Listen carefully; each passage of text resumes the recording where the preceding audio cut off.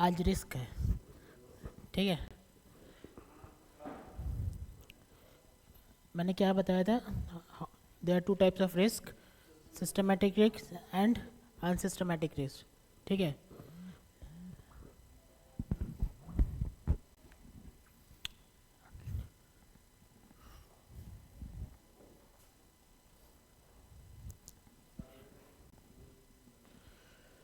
Systematic risk क्या होता है समझेंगे सिर्फ, ठीक है। लिखने का आपका systematic risk, unsystematic risk book में बहुत अच्छे से लिखा हुआ है, ठीक है। पेज नंबर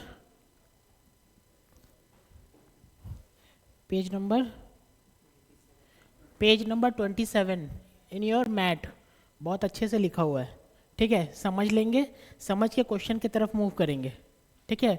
समझने पर क्या होगा, थ्योरी पढ़ने में इजी लगने लगेगा, ठीक है। मैं लिखवाऊंगा, कोई सेंस नहीं है, आपके बुक में लिखा हुआ मैं लिखवाऊंगा अलग से, कोई सेंस नहीं है, ठीक है। समझेंगे और थोड़ा कुछ पॉइंट्स होगा तो लिख लेंगे, लेकिन मेन थियोरी आपका बुक में ही है, ठीक है। सिस्टमैटिक रिस्क, सिस्टमैटिक रिस्क क्या होता है sir? The risk related to what? Economy. The risk related to economy, मतलब अगर इकोनॉमी गिरेगा तो सारा स्टॉक्स गिरेगा, कोई कम गिरेगा कोई ज़्यादा गिरेगा, सारा गिरेगा, ठीक है। It can not be nullify, ठीक है। जैसे एग्जाम्पल, गवर्नमेंट ने बोल दिया कि मैगी बैन है, ठीक है, ठीक है। गवर्नमेंट ने बोल दिया मैगी बैन है, मैगी बैन है is example of what? Systematic risk और अनसिस्टमैटिक रिस्क। अनसिस्टमैटिक रिस्क मतलब it is not related to economy, it is related to company specific, ठीक है। कौन कौन अपना प्रोडक्ट विड्रॉ करेगा? आंसर इज नेस्ले, नेस्ले का मैगी। वो लोग अपना स्टॉक, वो लोग अपना स्टॉक, स्टॉक मतलब क्या? गुड्स, स्टॉक मतलब बस शेयर्स नहीं, स्टॉक जो मैगी का स्टॉक मार्केट में सर्कुलेट है उसको विड्रॉ करेंगे बिकॉज ऑफ गवर्नमेंट पॉलिसी, ठीक है। अनसिस्टमैटिक का रिस्क, सिस्टमैटिक रिस्क का एग्जांपल, गवर्नमेंट ने कॉर्पोरेट टैक्स बढ़ा दिया, गवर्नमेंट ने कॉर्पोरेट टैक्स बढ़ा दिया, it will affect industry, it will affect industry specific और it will affect economy as a whole. Economy as a whole सबका टैक्स बढ़ेगा, हर कंपनी का टैक्स बढ़ेगा, ठीक है। तो बोल सकते हैं सर जो इकोनॉमी से रिलेटेड है, इकोनॉमी में रिसेशन आ जाए हर स्टॉक गिरेगा, it is a unsystematic risk, ठीक है। इकोनॉमी में बूम हो गया हर स्टॉक बढ़ेगा, this is not a risk, but it will affect every company, ठीक है। रिस्क क्या है सर? रिसेशन हो गया हर स्टॉक गिरेगा, इट इज सिस्टमैटिक रिस्क। कोई कंपनी स्पेसिफिक, कोई कंपनी स्पेसिफिक अगर कुछ कांड हुआ जिससे को पूरे इकोनॉमी में कोई इफेक्ट नहीं पड़ेगा, कंपनी में इफेक्ट पड़ गया, तो it will term as unsystematic risk, ठीक है। For a rational investor he will invest their investment in such a diversified portfolio, diversified portfolio मतलब क्या हुआ सर? एग्जाम्पल, कोई कंट्री है, कंट्री ए, ठीक है, कोई कंट्री है, ये कोई कंट्री है, या तो इसमें कोल्ड होता है या तो इसमें समर होता है, अजम्पशन, या तो इसमें कोल्ड होता है या तो इसमें समर होता है, ठीक है। दो कंपनी इसमें सिचुएटेड है, एक आइसक्रीम और एक वुलन क्लॉथ, एक आइसक्रीम और एक वुलन क्लॉथ, ये दो कंपनी इस कंट्री में अपना फैक्ट्री स्टैब्लिश करके रखा है। अगर समर हो गया तो कौन कंपनी का दिवाला बैठ जाएगा? अगर समर हो गया कौन कंपनी का दिवाला बैठ जाएगा? वुलन क्लॉथ का, उसका भट्टा जाम हो जाएगा, ठीक है, उसका बिजनेस डाउन हो जाएगा। किस कंपनी का बल्ले बल्ले हो जाएगा? आइसक्रीम का। समझ में आ रहा है ना?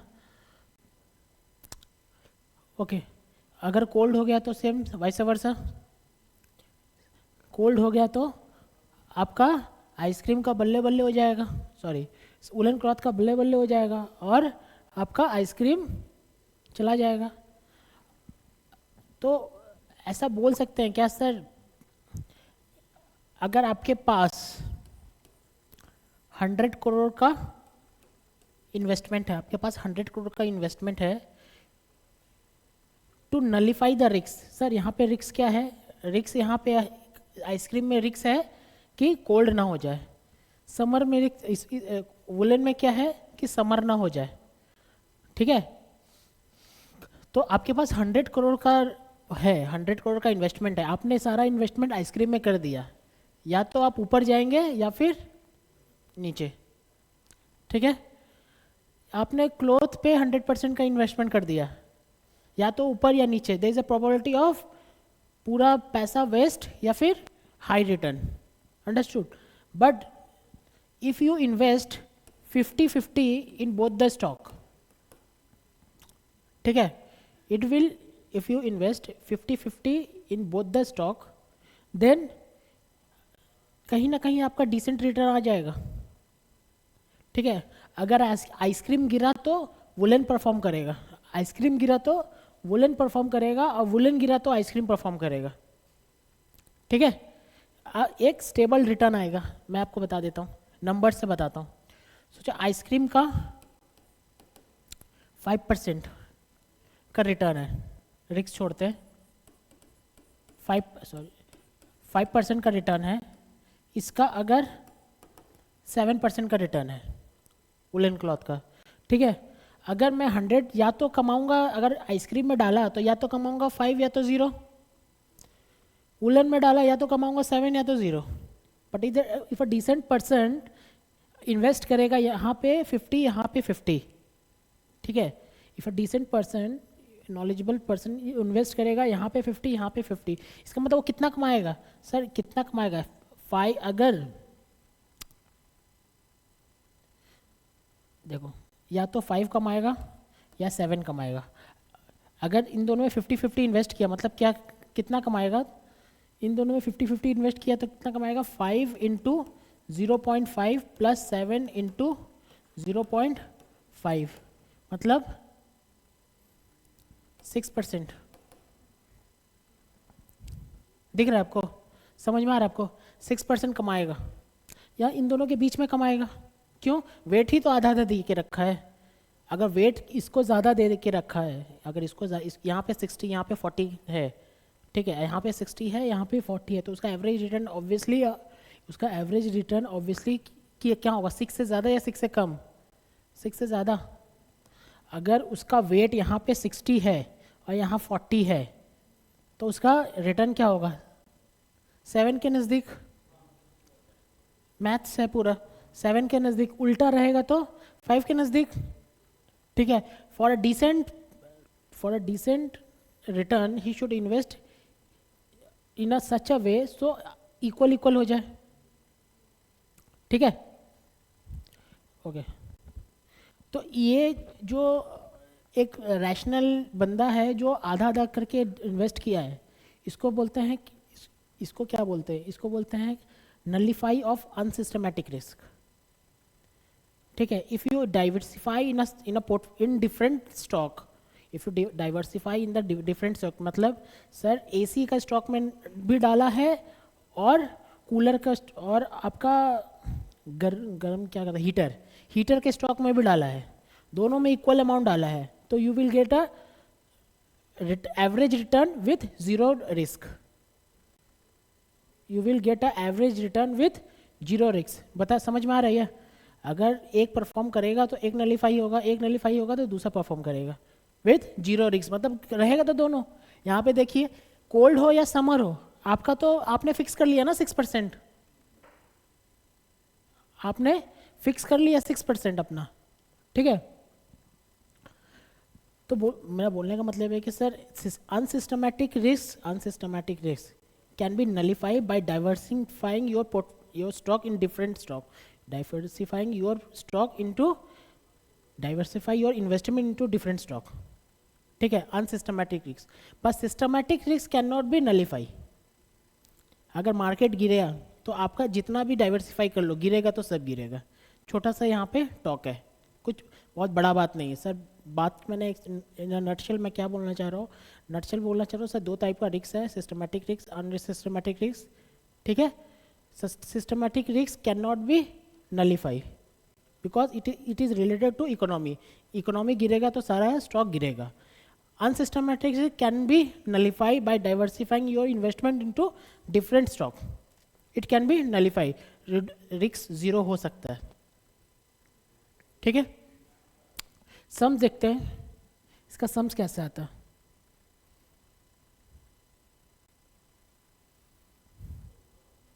सम्स कैसे आता है, जैसे कि 2002, 2003, 2004, 2005 एंड 2006। ठीक है, ये 4 ईयर है। ठीक है, रिटर्न, मैं रिटर्न अब फिर से नहीं निकलवा रहा हूँ। आई होप आप लोग को पता है रिटर्न कैसे निकाला। मैं अगर यहाँ पे 5%, 5.9%, 8%, 6% और 5.7%, अगर मैंने रिटर्न लिखा है तो I think you people are able to understand कैसे आया होगा रिटर्न। ठीक है, लास्ट क्लास। इसको क्या बोलते हैं, एक्स मीन। ठीक है, x mean. The formula of risk, पहले risk is denoted by H D. ठीक है, the formula of risk is equals to root over of sigma x minus x mean by N minus 1 का whole square. ठीक है,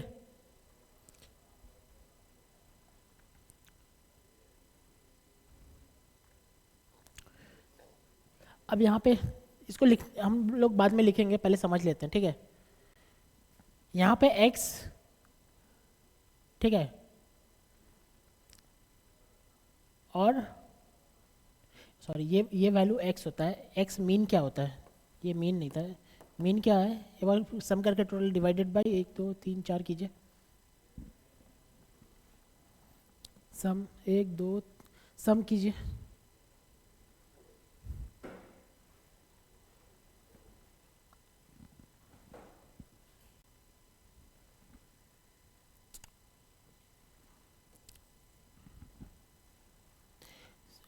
mean total return by N क्या आ रहा है, 5 + 5.9 6.12। ठीक है, यहाँ पे आ जाएगा x माइनस एक्स मीन, क्या आ जा रहा है यहाँ पे, x minus x mean, x क्या है 5 माइनस 6.12, कैलकुलेटर प्लीज।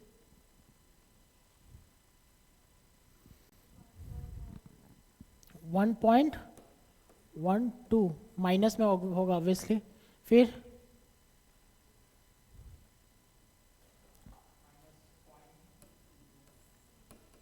फिर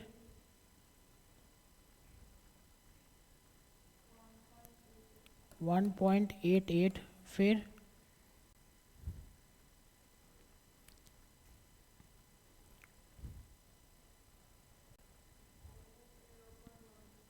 माइनस 0.12, फिर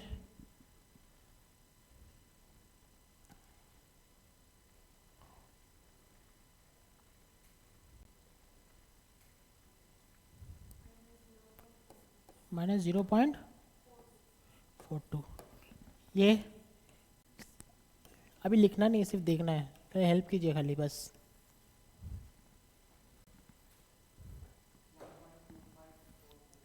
1.2544, फिर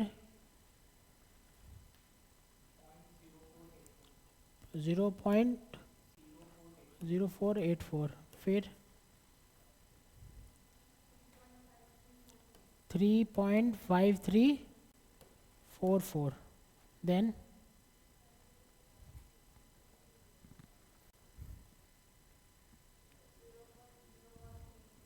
0.0144, then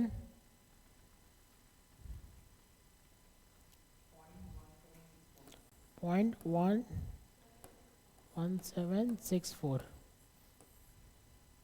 ये बताइए total sigma x minus X square.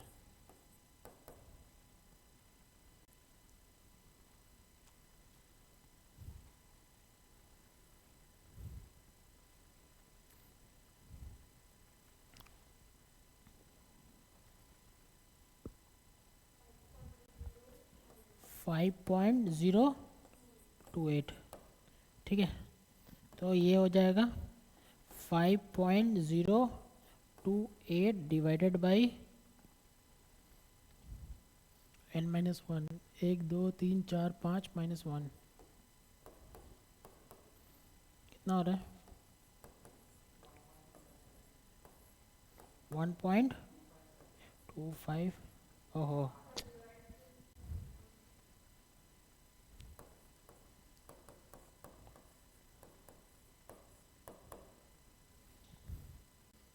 ठीक है।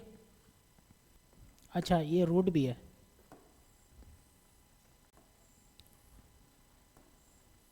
क्या आ रहा है root 1.1211,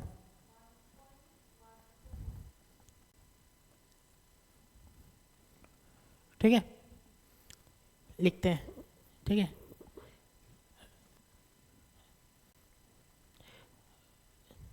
consider the following data, example है। consider the following data, x limited, नीचे x limited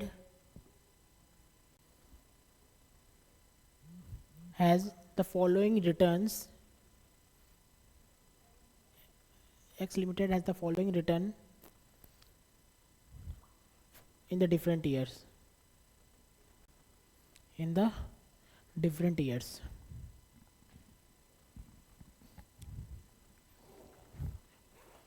टेबल उतार दीजिए। years,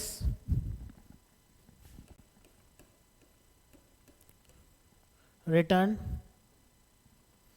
years return,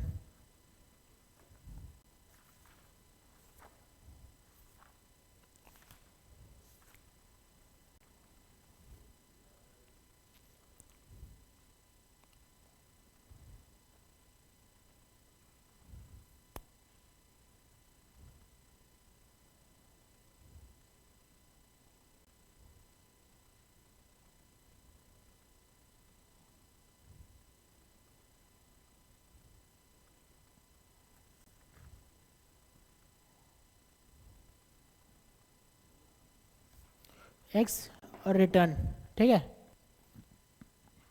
नीचे find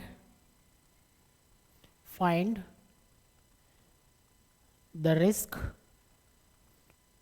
that is standard deviation, find the risk that is standard deviation, मतलब एस डी, कॉमा ब्रैकेट में S D, bracket में S D of the find the SD of x limited। solution, the risk that is SD, the risk that is SD is equals to ये वाला root over of ये वाला, 1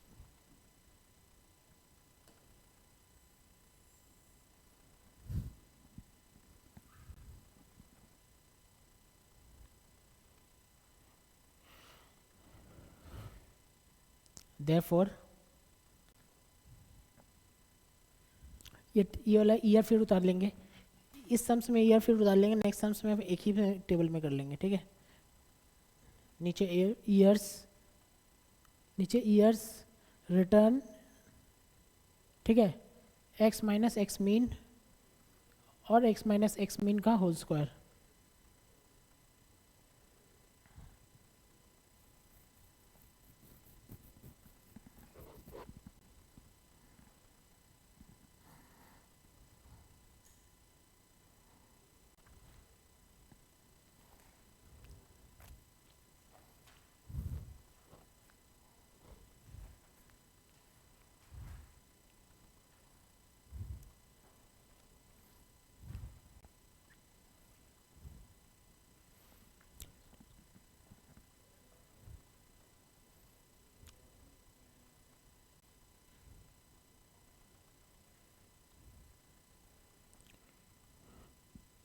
इसको उतार के सबसे पहले मीन निकालेंगे। Mean is equals to total return by N is equals to 6.12।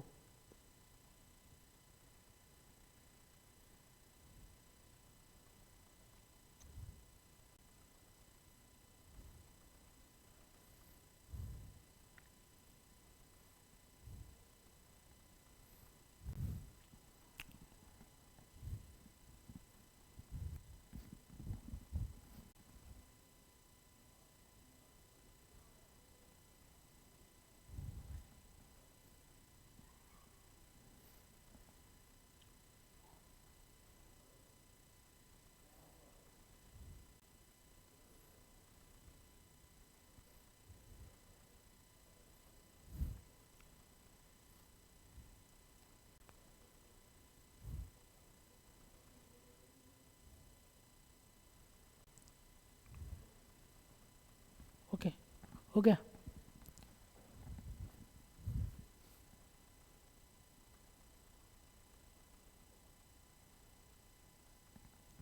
Online class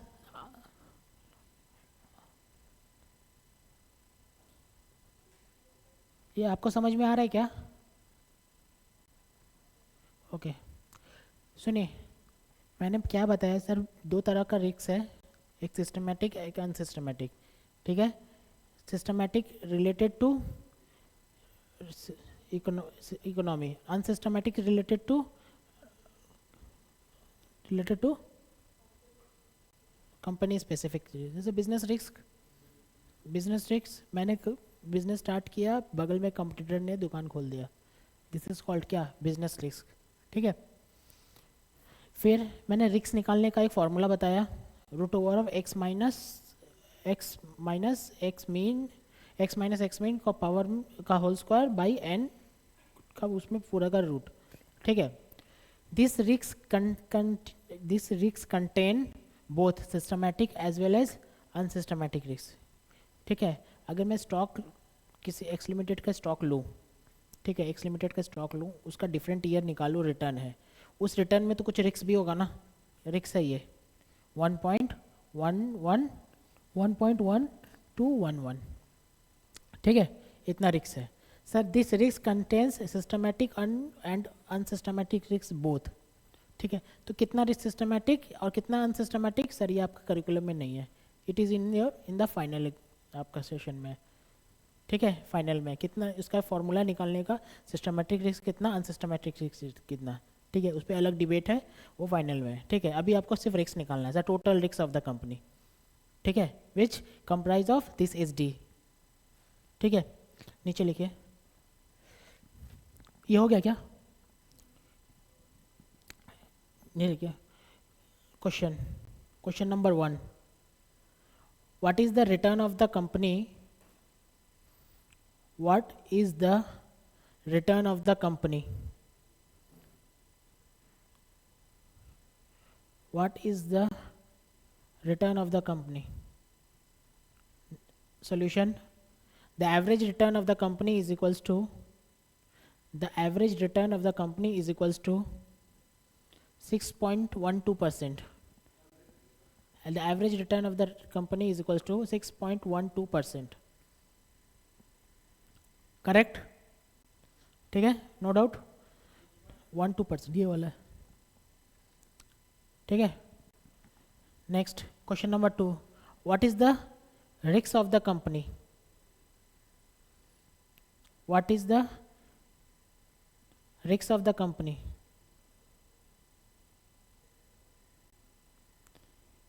solution, risk is denoted by SD. Risk is denoted by standard deviation. Risk is denoted by standard deviation, bracket में ये symbol, ठीक है, is equals to 1.1211, ठीक है। फिर नीचे, what is the variance of the company? What is the variance of the, sorry मैंने इतना देर से कंपनी बोला ना।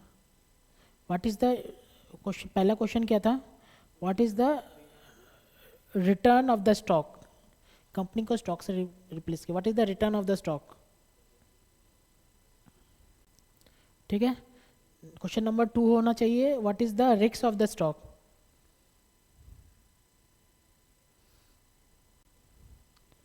Question number 3, what is the variance? What is the variance? नीचे answer, variance is equals to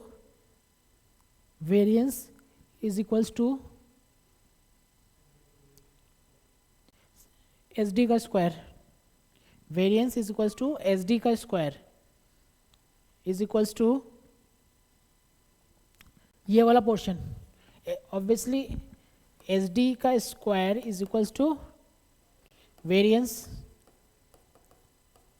ये हो गया ना, एस डी का square is equals to variance, देखो S D is equals to root over of variance,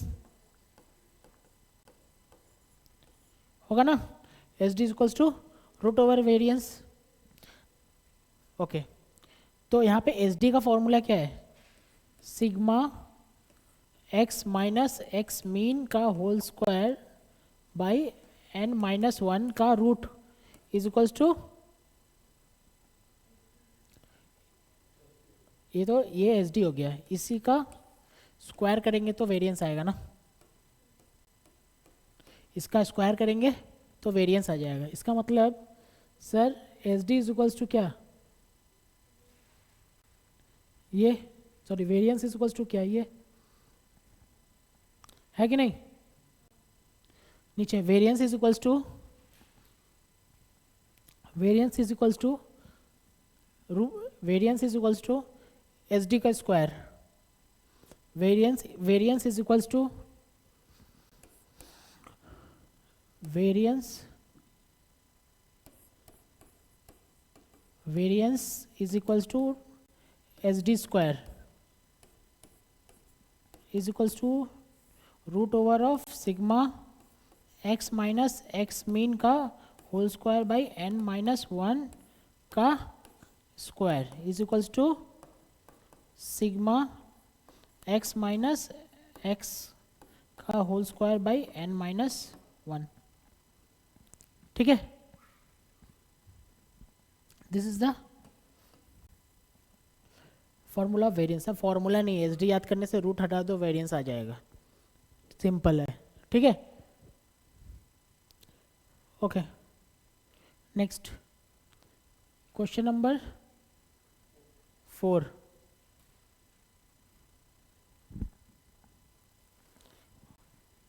what is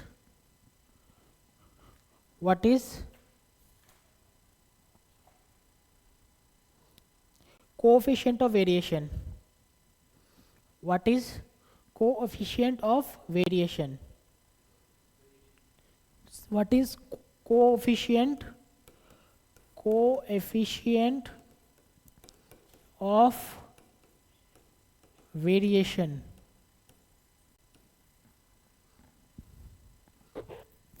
नीचे answer, coefficient of the variation is coefficient of the variation is coefficient of the variation is risk involved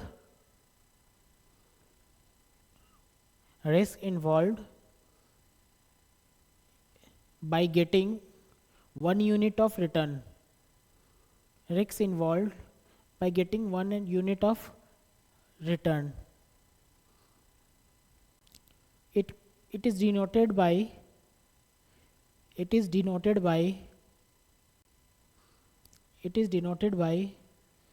SD by mean into 100. It is denoted by CV is equals to SD by mean into 100. Simple है sir. एक return लेने के लिए आप कितना risk लेना चाह रहे हैं? ऑब्वियसली क्या, higher the better, lower the better. एक रिटर्न लेने के लिए, एक रिटर्न में आपको एक रिटर्न लेना, इसके अगेंस्ट में कितना रिस्क लेना है? ज़्यादा रिस्क लेना है या कम रिस्क लेना है? एक रिटर्न लेने के लिए आपको कितना रिस्क लेना है? ज़्यादा रिस्क लेना है या कम रिस्क लेना है? रिस्क गंदा या बड़ा अच्छा? Risk, we should love risk और वी शुड हेट रिस्क. हाँ, रिटर्न ठीक है, नॉट अ प्रॉब्लम. ज़्यादा रिस्क मतलब रिटर्न सही बोल रही है, but in a normal situation people use to hate risk. ठीक है, people use to hate risk. A company may have two different product, say two companies. ठीक है, two companies, ये रहा, two companies A और B. ठीक है, mean मतलब रिटर्न, रिटर्न से 10%, 18%. ठीक है, रिस्क मतलब SD. ठीक है, रिस्क मतलब SD से आपका 15% और 25%. ठीक है, मैडम बोला ज़्यादा रिस्क ज़्यादा रिटर्न, ऑब्वियसली सही बात है, ज़्यादा रिस्क ज़्यादा रिटर्न. ठीक है, but which company is better, how to choose? Sir company इस कैसे डिसीजन लेंगे सर? CV से डिसीजन लेंगे. SD बाई मीन इंटू 100 मतलब क्या? SD कितना है? 15/10, 1.5 टाइम्स. और यहाँ 25/18 कितना आ रहा है? 1 पॉइंट. सर एक रिस्क लेने पे एक रिटर्न लेने पे मुझे क्या 1.5 रिस्क लेना पड़ रहा है, और यहाँ एक रिटर्न लेने पे मुझे 1.38 रिस्क लेना पड़ रहा है. Which is the better? This one is better. आपने सही बोला है कि ज़्यादा रिस्क लेंगे, you people are highly appetite to take the risk. Obviously you will deserve higher return.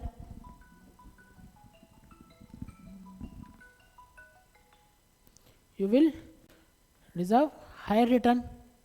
ठीक है, बट ये भी तो देखना पड़ेगा ना सर कि सिमिलर स्टॉक जैसे ये FMCG, this is in FMCG business. Similar stock, ये भी सिमिलर स्टॉक है. सर सिमिलर स्टॉक में मुझे अगर सेम रिटर्न के अगेंस्ट में कम रिस्क लेना पड़ रहा था, then this is the better ना, है कि नहीं?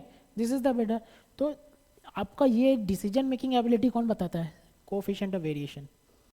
ठीक है, ऑब्वियसली अगर कोई ये बोलना चाहे, ये क्या होगा, हायर द बेटर या lower the better? Lower the better. समझ में आ रहा है ना? अगर कोई अगर फॉर्मूला नहीं रहना, सर हम फॉर्मूला हमको समझ में नहीं आता. ठीक है, ये आप क्या कर रहे हैं? SD by written, SD by mean he तो कर रहा है. मैं मीन बाई SD करूँगा, कर लो भाई, मीन बाई SD करूँगा, कर लो, कोई प्रॉब्लम नहीं है. तो ये कितना होगा?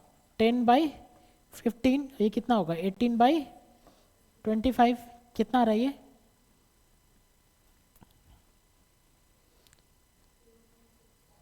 0.66. और ये कितना आ रहा है?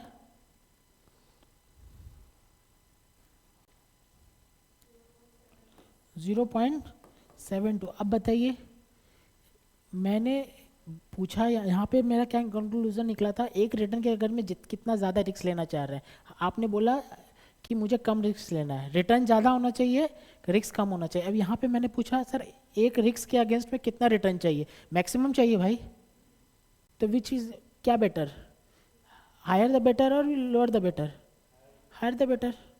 ठीक है, कोई टीचिंग नहीं है इसमें, इसमें क्या हायर द बेटर कर सकता है, बट हम लोग का फाइनेंस में ना इसको कुछ दिया नहीं है, इसका इसका कुछ नहीं दिया है, इसका मतलब क्या हुआ, इसका कोई फार्मूला, ये कोई फार्मूला लिखा ही नहीं है। ठीक है, सब कोई रिस्क को ऊपर रख के मीन को नीचे रख रहे हैं, अंडरस्टूड, सब कोई रिस्क को ऊपर रख के मीन को नीचे रख रहे हैं, और इसका एक फार्मूला बना दिया S D, S D equals to, sorry C V equals to S D by mean into 100। ठीक है, अगर कोई ये फार्मूला बनाता एस डी बाई, सॉरी ये फार्मूला बनाता mean by S D into 100 तो भी करेक्ट ही रहता, हायर द बेटर होता, लेकिन ये कुछ है ही नहीं चैप्टर में, तो अननेसेसरी करना है इसके लिए। ठीक है, ठीक है, क्या मैंने बोल, कहाँ था मेरा notes, find the coefficient, okay, the coefficient of variation पर लिख दिया था ना, कोफिशिएंट ऑफ वेरिएशन, ब्रैकेट में सीवी, ब्रैकेट में सीवी, सीवी नीचे, CV is equals to S D by mean into 100। ठीक है, ओके, तो एस डी क्या निकला था मेरा, एस डी बाई क्या, एस डी क्या निकला था 1.1211 डिवाइडेड बाई मीन क्या था 6.12 इज इक्वल्स टू, हाँ 18.31% इंटू 100 होगा ऑब्वियसली। ठीक है, 18.31, ओके। कुछ क्वेश्चन है क्या इसमें,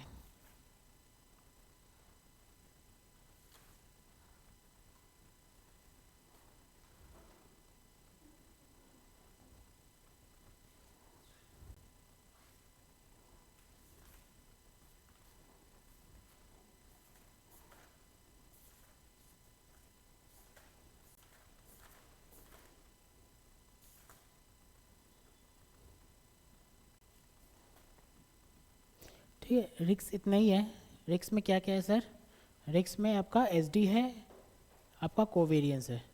ठीक है, कोफिशिएंट ऑफ कोवेरियंस है, इसके आगे, इसके पहले मैं, अच्छा एक काम करते हैं, सिंस टाइम है अभी, कैपिटल एसेट्स प्राइसिंग मॉडल बताता हूँ। देखिए हेडिंग दीजिए, capital assets pricing model, capital assets pricing model, capital assets pricing model, CAPM, CAPM। ठीक है,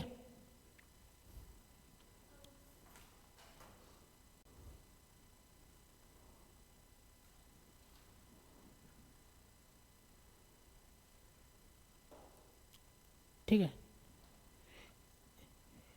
कैपिटल एसेट्स प्राइसिंग मॉडल क्या बोलता है, एक इन्वेस्टर है, इन्वेस्टर, ठीक है, उसका मार्केट से रिक्वायर्ड रेट ऑफ रिटर्न क्या एक्सपेक्ट कर रहा है। ठीक है, हाँ हाई रिटर्न, ठीक है, और कितना high return, this is not defined. ठीक है, सुनिए, सपोज देखना है सिर्फ, हाँ, सेल्स, ठीक है 1000, ठीक है, सेल्स 1000 लेस कॉस्ट, है ना, से 300, क्या आ रहा है 700, ठीक है। इसको क्या बोलते हैं प्रॉफिट, इसको क्या बोलते हैं EBIT, earning before interest and tax, ठीक है। इसमें सब क्या लेस होगा, सॉरी इंटरेस्ट, कितना से लोन है, से लोन है 600 करोड़, नहीं 6,000 crore at the rate of 7%, ठीक है। 6,000 crore at the rate of 7%, कितना आ रहा है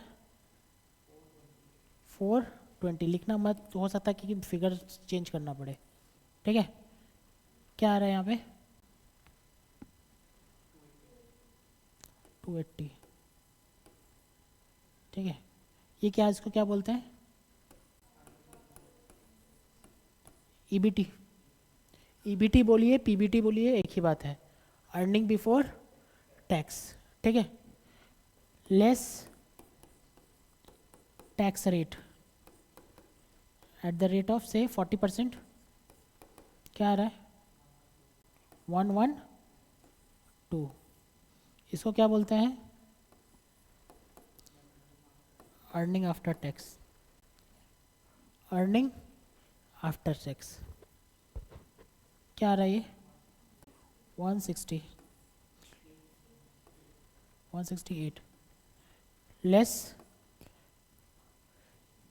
यहाँ पे थे तो इंटरेस्ट, इंटरेस्ट मतलब लोन, लोन कंसिस्ट ऑफ मेरा बैंक का लोन या डिबेंचर, ठीक है, उसका इंटरेस्ट हम लोग दे दिए, ठीक है, गवर्नमेंट को टैक्स दे दिए, ये सारा का सारा पैसा बचा, किसके लिए बचा शेयर होल्डर्स।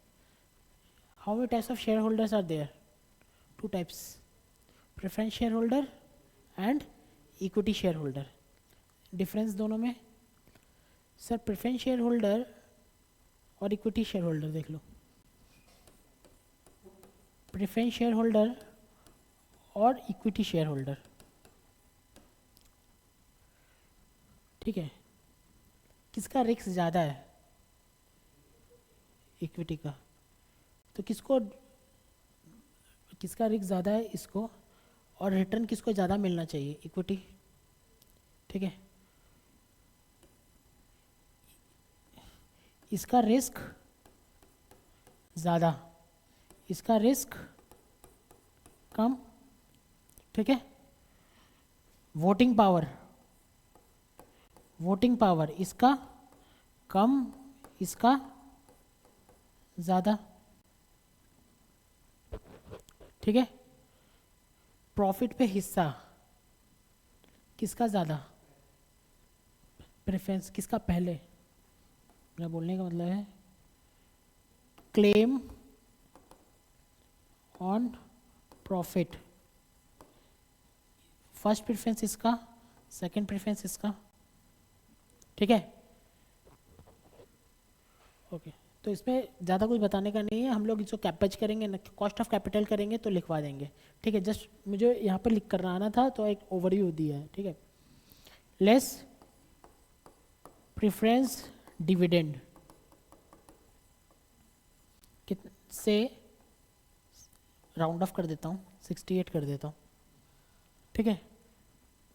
ये क्या आ रहा है 100, earning available for equity share holder, earning available for equity share holder, सारा का सारा पैसा किसका है इक्विटी शेयर होल्डर है। अब इक्विटी शेयर होल्डर में कंपनी ने 100 करोड़, रुपीज़ इन करोड़ है, सोचिए रुपीज़ इन करोड़ है, तो कंपनी ने ये 100 करोड़ डिविडेंड दे देना है या फिर रिटेन करके कुछ डिविडेंड दे देना है, ये कंपनी का कॉल है, ठीक है। तो रिस्क कौन ले रहा है सबसे ज़्यादा,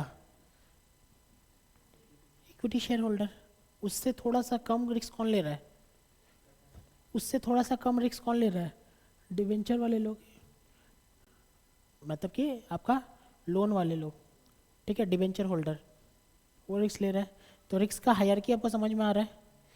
मतलब कि अगर हम इक्विटी, प्रेफरेंस और डिबेंचर या टर्म लोन, अगर रिस्क देखें तो रिस्क ज़्यादा कहाँ पे है? इक्विटी में। इक्विटी में ज़्यादा, इसका मतलब क्या है? रिस्क यहाँ से आ रहा है, सबसे ज़्यादा यहाँ पे है, ठीक है। और रिटर्न,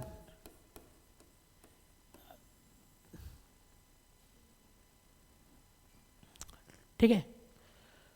अब देखिए, बोलने का मतलब सर, अगर किसी का भी रिक्वायर रिटर्न निकालना है, मतलब रिक्वायर कॉस्ट प्रेफरेंस डिविडेंड्स हो से आपका 68 है ना, 680 करोड़ है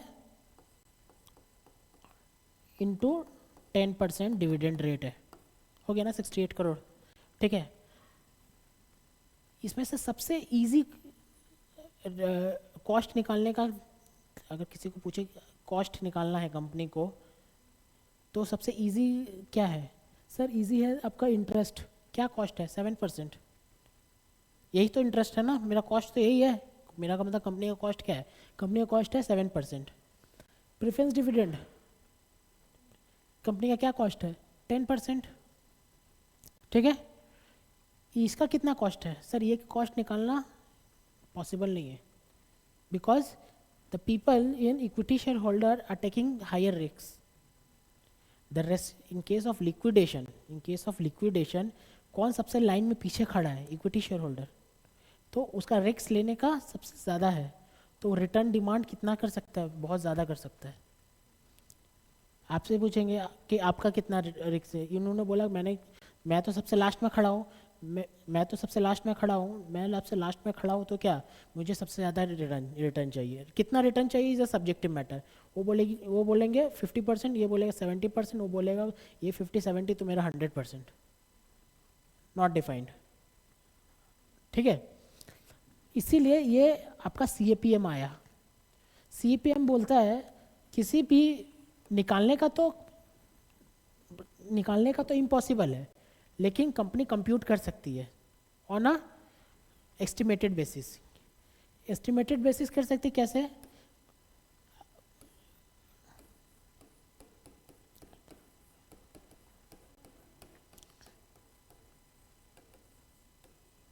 इसके वजह से रिक्वायर्ड रेट है of equity is equals to RF। RF मतलब risk free plus risk premium. सुनिए, if you invest in a government bond, risk कितना है?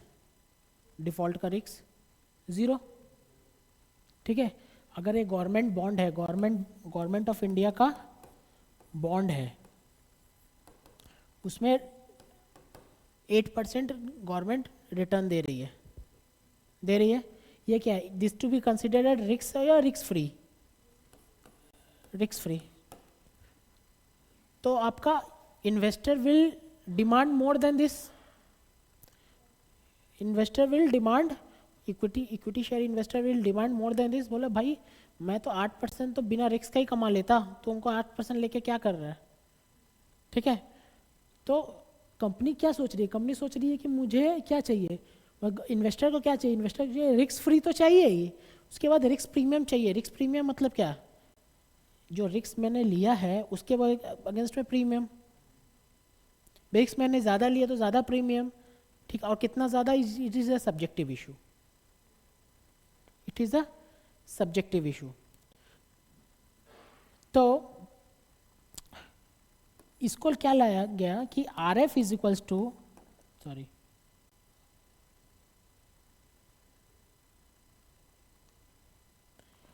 RE is equals to RF plus RM minus RF into beta. ये लेके इसको conclude किया गया यहाँ पे, ठीक है।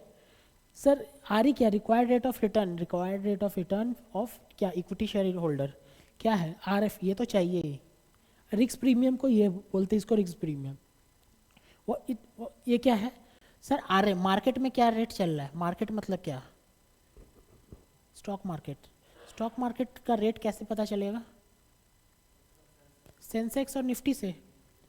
What is Sensex and Nifty,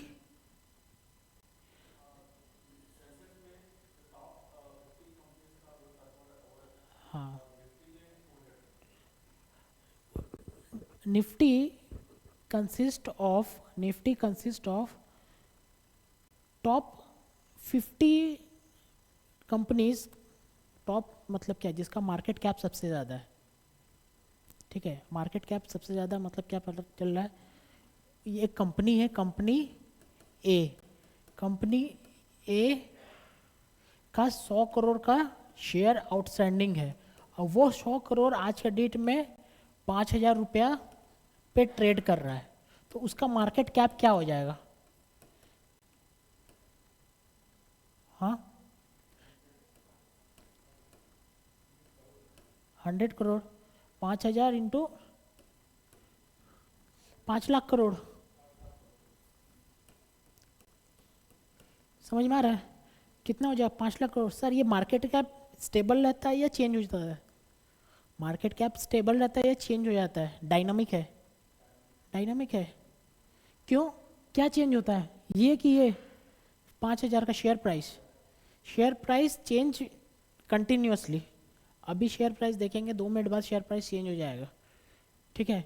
तो बोलते हैं कि जिसका जो कंपनी का मार्केट कैप सबसे ज़्यादा है, top in India, top in India का मार्केट कैप टॉप 50 कंपनीज का किस में है, निफ्टी में, इसको बोलते हैं निफ्टी 50।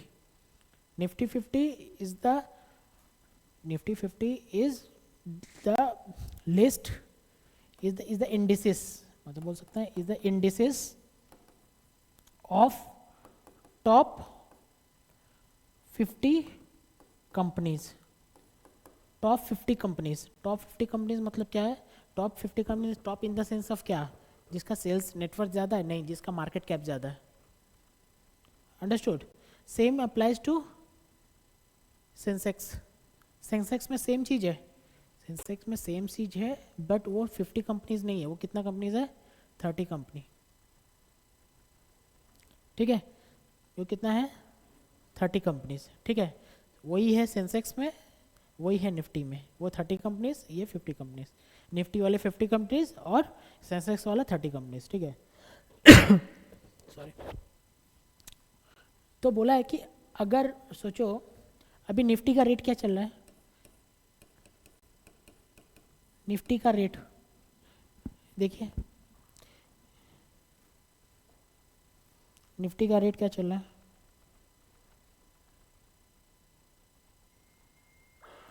अब तो क्लोज हो गया होगा मार्केट,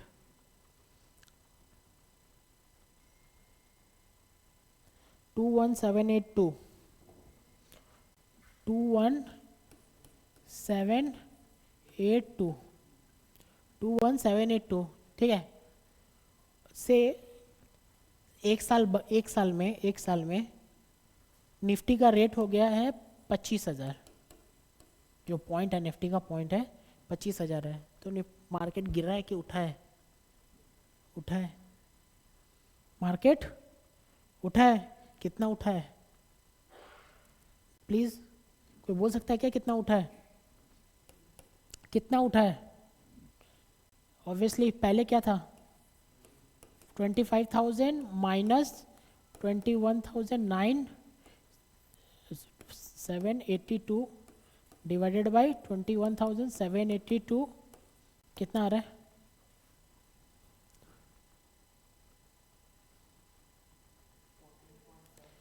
14.7%, ठीक है। मार्केट कितना उठा है 14.7%, और गवर्नमेंट कितना दे रही है, गवर्नमेंट कितना दे रही है 8%, ठीक है। मार्केट, अगर मार्केट में रिस्क है कि नहीं है, हाँ है रे, गवर्नमेंट कितना दे रही है 8%, रिस्क फ्री। ऑब्वियसली जब रिस्क नहीं है तभी तो उसका रिस्क का पैसा के रिस्क, आपका रिस्क नहीं है तभी तो रिटर्न कम दे रही है। मार्केट में रिस्क है इसलिए तो डबल रिटर्न की तरफ है। अंडरस्टूड? तो ये होगा आर ई, तो आर एफ तो समझ में आ गया ना, 8% प्लस मार्केट कितना है 14.7% minus R F 8 into beta. अब बीटा क्या होता है, मैं सी ए पी एम पढ़ा रहा हूँ आपको, एक एक करके बता रहा हूँ sir. C A P M is equals to क्या है, C A P M is equals to R F plus R M minus R F into beta. R F बता दिया मैंने क्या है सर, कुछ नहीं है, एक सिंपल गवर्नमेंट सिक्योरिटीज़ है। इसमें रिस्क क्या है, 0 की 1, 0, ठीक है। आर एम बता दिया, आर एम क्या है, सेम मार्केट में क्या चल रहा है। अगर किसी बैंक का रिक्वायर्ड रेट ऑफ रिटर्न निकालना है बैंक का, तो वो किसका देखेगा, निफ्टी देखेगा, निफ्टी बैंक देखेगा, निफ्टी बैंक देखेगा, उसके हिसाब से निकालेगा, ठीक है। कोई फार्मा कंपनीज का रहना चाह रहा है, देखना चाह रहा है रिटर्न क्या है, तो पूरा निफ्टी नहीं देखेगा, वो कितना देखेगा, निफ्टी फार्मा। अंडरस्टूड? मैंने टोटलिटी में बताया कि मैंने निफ्टी का बताया कि मैं मार्केट का देखना चाह रहा हूँ, ठीक है। मार्केट में रिटर्न क्या चल रहा है, 14%। कौन 14% है और एक 18%, एट्रैक्टिव कौन है, 14% ज़्यादा रिटर्न दे रहा है लेकिन रिस्क भी है। 8% कम एट्रैक्टिव है लेकिन क्या है, रिस्क नहीं है, ठीक है। अब बीटा क्या होता है sir, beta is a risk, beta is a risk. सुनिए बीटा क्या होता है, बीटा क्या होता है कि अगर आपका स्टॉक, यहाँ पर स्टॉक है, यहाँ पे मार्केट है, यहाँ पे स्टॉक है, यहाँ पे मार्केट है। अगर मार्केट गिरा,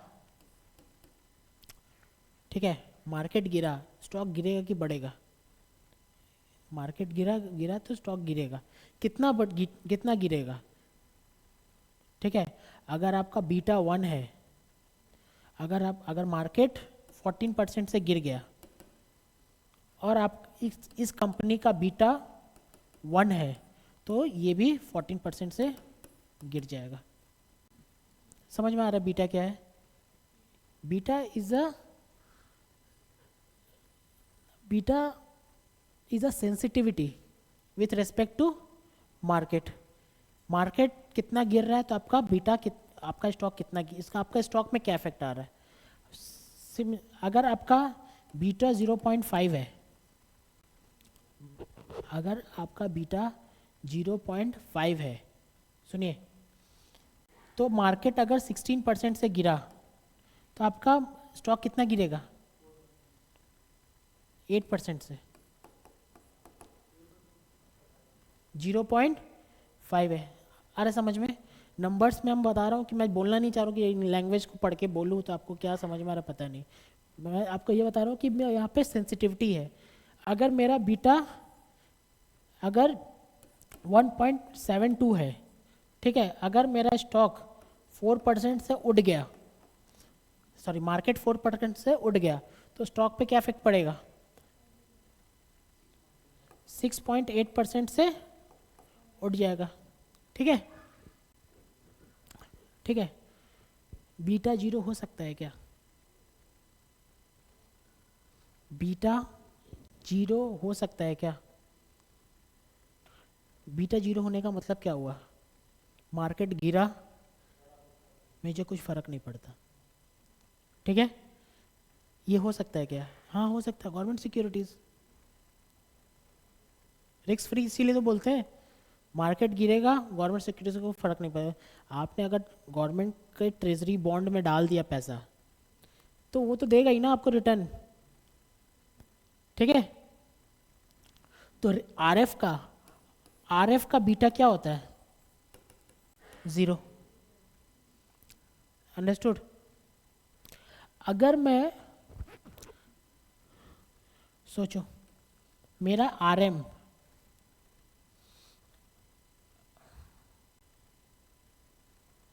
अगर मेरा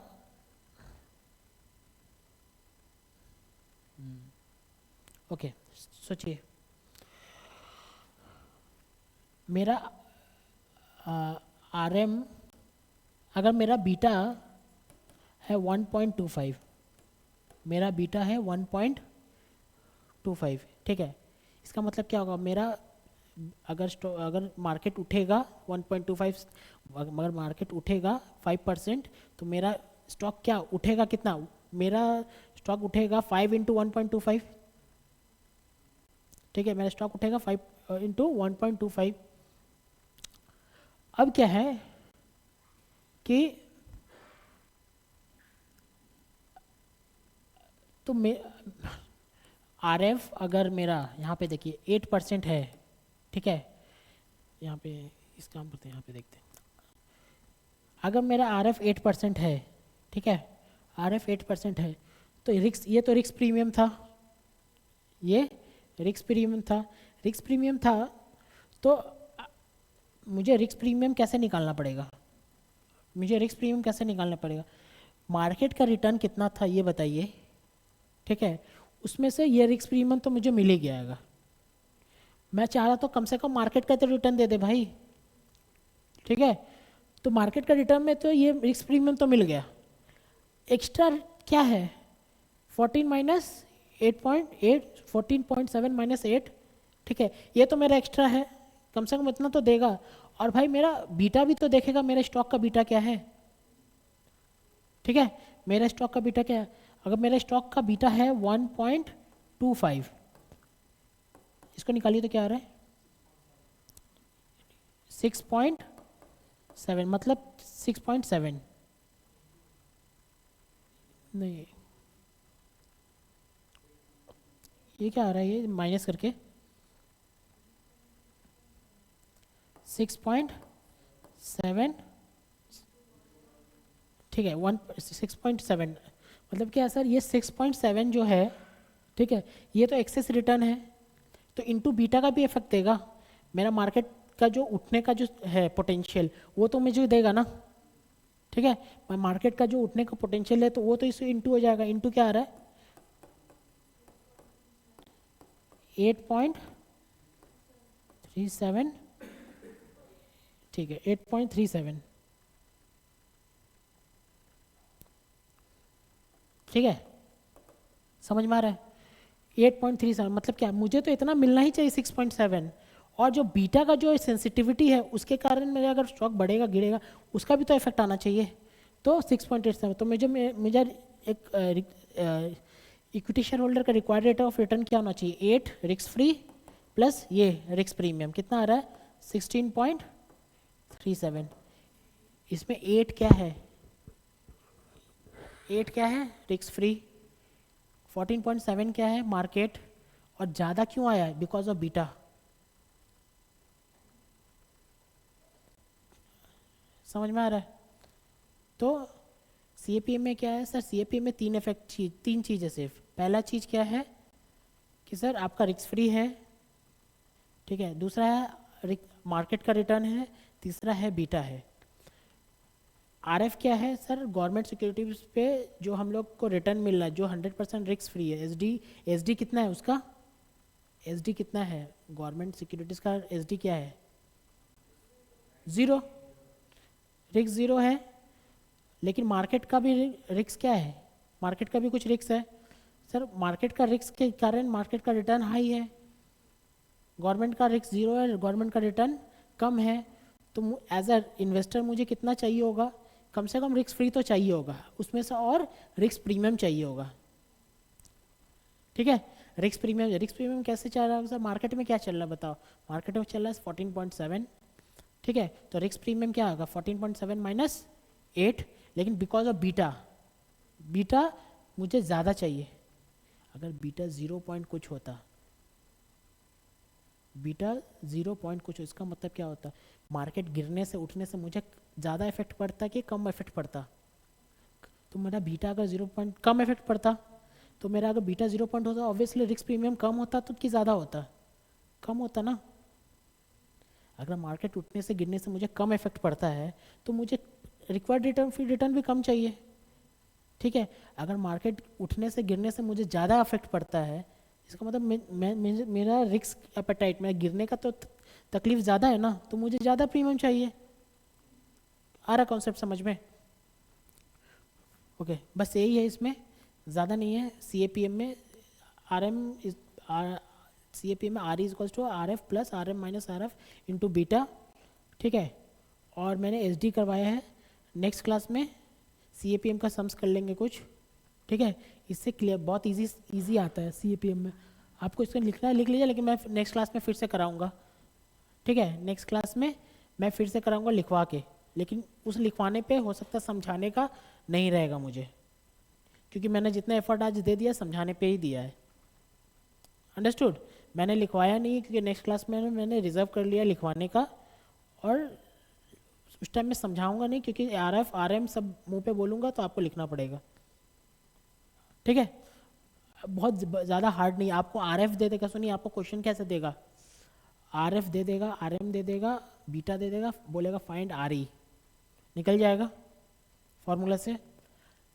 आर ई दे देगा, आर एम दे देगा, आर एफ दे देगा, बोलेगा कि फाइंड बीटा, वो भी निकल जाएगा, ठीक है। इस तरह का क्वेश्चन आता है एमसीक्यूज में, ठीक है। एमसीक्यूज का क्वेश्चन था, इट में भी कि ज़्यादा रेस्पेक्टेबल नहीं था कि इतना टाइम डिवोट करे, बट क्या है कि इक्विटी वैल्यूएशन में इक्विटी का जो वैल्यू हो रहा है ना, required rate of return of equity चाहिए, ठीक है। रिटर्न इक्विटी शेयर होल्डर को कितना रिक्वायर्ड रेट ऑफ रिटर्न चाहिए, इसी का बात हो रहा था यहाँ पे।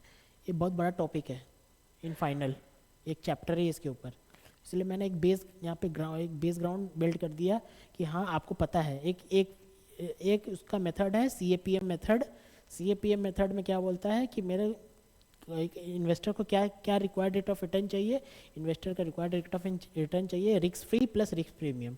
रिस्क प्रीमियम में मार्केट और रिस्क फ्री का डिफरेंस इनटू बीटा, ठीक है। एक ग्राउंड है बस, और कुछ नहीं है, एक सिर्फ टच अपन करके निकल गया है, ठीक है। ऑब्वियसली जब कॉस्ट ऑफ कैपिटल पढ़ाएंगे ना, तो फिर से इस पर विजिट करेंगे, क्योंकि कॉस्ट ऑफ कैपिटल में ये बार बार आएगा, ठीक है। तो हम लोग फिर से इसको रिविजिट करेंगे, हम लोग इसको यहाँ पे नेक्स्ट क्लास में टच अपॉन करके निकल जाएंगे, ठीक है। फिर कॉस्ट ऑफ कैपिटल कंप्लीट करेंगे ना, स्टार्ट करेंगे, तो इसमें फिर से स्टार्ट क्या होगा, ये वाला R F plus R M minus R F into beta फिर से होगा, ठीक है। Thank you.